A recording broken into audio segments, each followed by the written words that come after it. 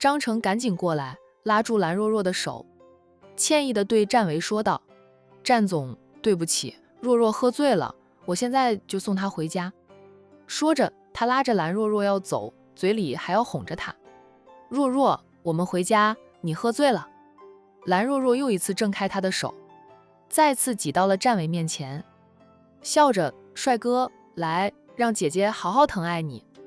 姐最喜欢帅哥的了，帅哥，你长得真俊啊。”蓝若若放肆地去摸战维的脸，摸他的脖子，还要往下摸时，被战维捉住了他放肆的手。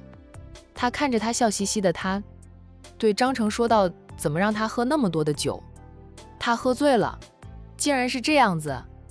若是被他调戏的男人不是君子，吃亏的还是他。”张成说道：“若若找过战总后，就心情不好，不停地喝酒，只要敬他的他都喝，他还去敬别人的酒，我劝了他数次都劝不了。他叫我去看看战总走了没有，担心战总去蓝爷爷那里告状，我就出来了半个小时，若若就喝醉了，说他醉得东倒西歪又没有，他还能自己走路，就是理智消失了。”蓝若若一只手被战维捉住，他另一只手又去摸战维的脸，嘴上说着他的皮肤手感不错，还凑近前去要亲吻战维。战维不得已连他另一只手也捉住，对张成说道：“张少，麻烦你帮我进去和雷老说一声，我先走了，改天有空再来拜访他老人家。蓝若若，我送他回家。”张成本能地道：“战总，若若是我带着过来的，我送她回去，我也答应过伯母，会好好照顾若若。”战维已经拦腰抱起了蓝若若，大步往停车场走去，边走边丢回一句话：“我不放心张少。”意思是怕张成定力不够，抵挡不住蓝若若的调戏，两个人发生了那啥，他能放心战维吗？战维和蓝若若不是死对头吗？张成最终还是放任战维带走了蓝若若。战维是和若若不对付，在对待女性，他还是很君子的。这么多年来，没有听说过他和任何女性传绯闻。爱慕他、追求他的女孩子，他都拒绝了，不给别人半点机会，并没有利用别人对他的喜欢，玩弄别人的感情，乱占便宜。战维的司机在一旁抽烟，看到战维抱着蓝若若走过来，司机都愣住了。直到战维近前了，司机才反应过来，赶紧拉开了车门，让战维将蓝若若塞上了车。司机看到被塞上车的是他们家七少的死对头，他又一次愣住。周叔，上车呀，开车。司机回过神来，赶紧掐灭了手里的烟，扔掉了烟头，赶紧上了车。他边系安全带边扭头看蓝若若，问：“七少，这是蓝小姐吧？蓝小姐，这是？”战维将蓝若若塞上车后，就松开了她，让她重获自由。蓝若若却整个人往他贴过来，两手就没有停过，不是摸战维的脸，就是摸他的唇，还做出要亲吻他的样子，吓得司机都不敢再看下去。蓝小姐喝醉了，我送她回家，去蓝家大宅。周叔哦了一声，赶紧开车，载着自家少爷和他的死对头前往蓝家大宅。帅哥，来解香一口。真想不到呀，蓝小姐喝醉了，竟然会调戏七少爷。战维没有拦着蓝若若，任由她贴在他身上占他的便宜。当蓝若若要扒他衣服时，他才捉住她放肆的手，低叫：“蓝若若，你别玩火！”任由他在她脸上、脖子上亲吻，落下无数细碎的吻，是留着明天登门告状，好让蓝爷爷替他主持公道，让蓝若若对他负责的，但不能过火。扒了衣服，他可就控制不住了。他可是个正常的男人。蓝若若想继续，被他捉住双手，将他压靠在他的怀里。他挣扎几下，便安静地靠着他的胸膛梦周公去了。很快便到了蓝家大宅。周叔停了车，问道：“七少爷。”蓝家人似乎都睡着了，屋里都没有亮灯。战维听说蓝若若的父母很讲究养生，每天晚上固定在10点前就会休息。他带着蓝若若从雷家离开时，虽说宴会还没有正式结束，但很多宾客已经告辞离开，夜色也深了。我打电话给蓝东晓吧。战维没有让周叔按响车喇叭，那样会打扰到蓝若若的父母睡养生觉。他腾出一只手摸出了手机，打电话给蓝东晓。蓝东晓很快就接听了他的电话。战维，这么晚了打电话给我，有事？蓝东晓不像妹妹那样，不需要保存战维的手机号码也能烂熟于心，他保存了并备注了的。看到战维这么晚给自己打电话，蓝东晓就担心妹妹在雷家跟战维闹得厉害。哎，两个人也是的，见了面非得斗吗？蓝总，你在家里吗？还是在外面？蓝东晓本能地答道：我在家，刚睡下。他应酬归来，洗了澡，刚熄灯准备睡，手机便响了。蓝若若喝醉了，我送她回来。现在你们家门口，蓝总既然醒了，麻烦蓝总出来接一下若若。若若喝醉了？怎么可能？她酒量很好的，很少会醉。蓝东晓的本能反应就是妹妹不会喝醉。怎么是你送若若回来？张成呢？蓝东晓后知后觉地问道。今晚陪着妹妹一起去雷家出席宴会的人不是张成吗？怎么是战维送妹妹回来？哦，蓝东晓想起了一件事，那就是妹妹一旦喝醉了酒，就像变了一个人似的，很喜欢调戏帅哥。该不会是她喝醉后调戏了战维，战维才送她回来的吧？脸色巨变的蓝东晓从床上跳起来，握着手机就往外面冲，嘴里说道：战维，你稍等片刻，我马上出去，马上出去。接着他挂了电话，跑到屋门口，记起自己只穿着一条内裤，又折回来，拿起衣服，胡乱地穿上，这才匆匆地跑下楼去，希望妹妹没有闯出大祸。今晚去雷家出席宴会的男性，战维的颜值绝对是第一名。若若喝醉后，那眼光依旧高得很，不是帅哥他都不调戏。蓝东晓以最快的速度跑出去，看到停在自家门口的那辆车，蓝东晓因为慌，开门时老是开不了，好一会儿才打开了别墅的大门。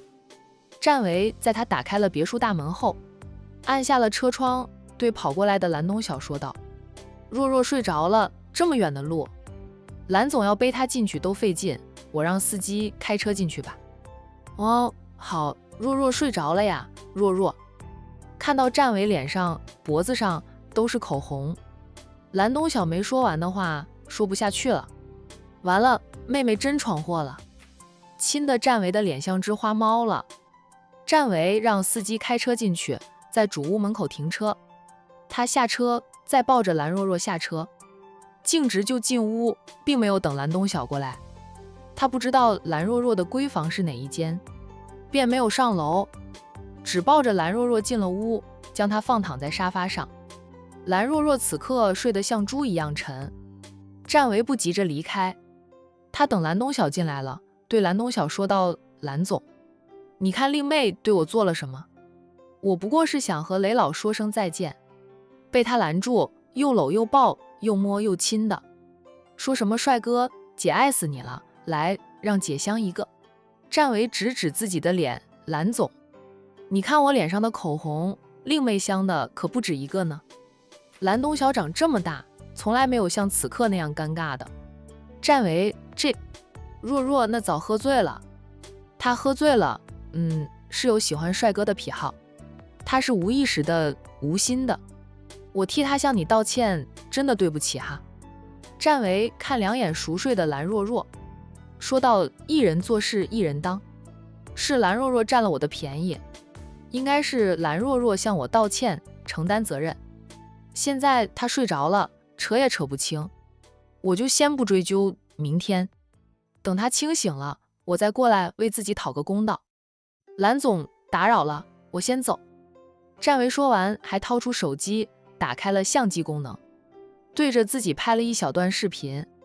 对蓝东晓说道：“我拍下了视频，保存证据，免得蓝若若清醒了不认账。”他陪着笑脸送战维出屋，还得连声向战维道谢兼道歉。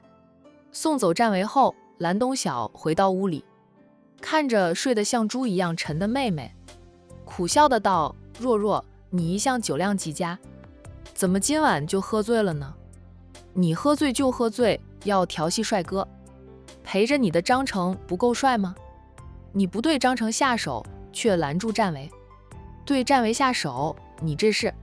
明天你就知道惨了，你是跳进黄河都洗不清。”看战维的架势，这件事他不会轻易罢休的。早知道会发生这样的事，他就陪着妹妹一起去了。他打电话给张成，问张成到底是怎么回事。从张成那里，蓝东晓知道了妹妹喝醉的原因，是因为跟战维恶斗之后，心情不好才会猛灌酒，又仗着自己洒量好，不顾张成的劝阻，喝个不停，终于喝醉了，调戏了战维。哎，妹妹这是自己挖坑埋了自己啊！弄清楚原因后，蓝东晓无奈地抱起妹妹上楼，送妹妹回房休息。明天战维登门讨公道的话再说吧，战维总不能让他妹妹负责任吧。蓝若若睡得香甜，压根儿不知道自己做了什么。她这一睡就睡到隔天临近中午才醒来，还是饿醒的。昨晚她是喝了不少的酒，却没有吃多少东西，可能就是空腹喝太多的酒才会醉吧。睡眠时间足够，蓝若若醒来后倒是没有觉得头很痛，只略有点痛意，她能承受。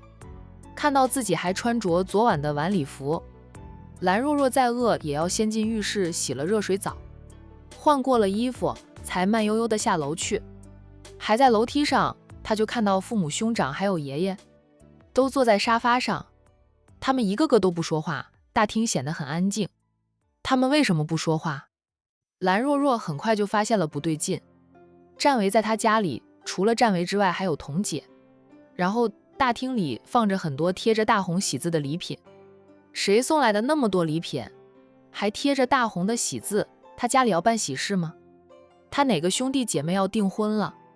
听到脚步声，大家都抬头望向蓝若若。蓝若若在大家的注视下走下楼，走过来，先是看向战维，见战维满脸都是口红，脖子上也是，他扑哧的笑，打趣着战维：“战维，你昨晚去做什么了？怎么弄得满脸满脖子都是口红？你小子艳福不浅呀！”众人无语地看着他，同时又在心里骂战维就是故意的。战维昨晚回家后竟然没有洗脸，保留着蓝若若昨晚的战绩，分明就是让蓝若若无法赖账。不仅如此，被蓝若若泼了酒水的西装服他也带过来了。告状就一次性告完。海童看着蓝若若都想笑。昨晚的事海童不知道，是1个小时前老七下楼了，他才知道昨晚发生了什么事。老七吩咐管家紧急备上了厚礼，还故意贴上了大红的喜字，请他代替他家长辈，与他一起带上厚礼来了蓝家大宅，登门提亲来了，说蓝若若占尽他的便宜，要蓝若若对他负责任。只花了1个小时准备的彩礼很单薄，当然这不是真正的彩礼，不过是战维故意气蓝若若的。海童乐得跟过来看戏，在这么严肃的场合里，他觉得带着孩子过来不适合，所以2个孩子留在战维家里，让保姆照看。今天的行程也临时取消了，出去玩什么时候都可以。这么精彩的戏，可不是天天能看到，还是先看戏吧。你们怎么都看着我，一声不吭的？蓝若若被一家人看着，总算发现了不对劲。她小心地挨着大哥坐下，小声问：“大哥，到底怎么了？战维和童姐怎么会来咱们家里？你们为什么都看着我不说话？他可没有闯祸，他刚起床呢。难道是因为昨天晚上他泼了战维1杯酒，又踢了他一脚，他就带上童姐登门兴师问罪的？这家伙也太小心眼了吧！”若若，蓝老在心里叹口气后开口了，他对孙女儿说道：“你昨晚对战总做过的事没有印象了。”爷爷，爷爷，你们不会以为战伟脸上脖子上的口红是我印上去的吧？蓝若若喝醉后做的事，她还真的没有印象。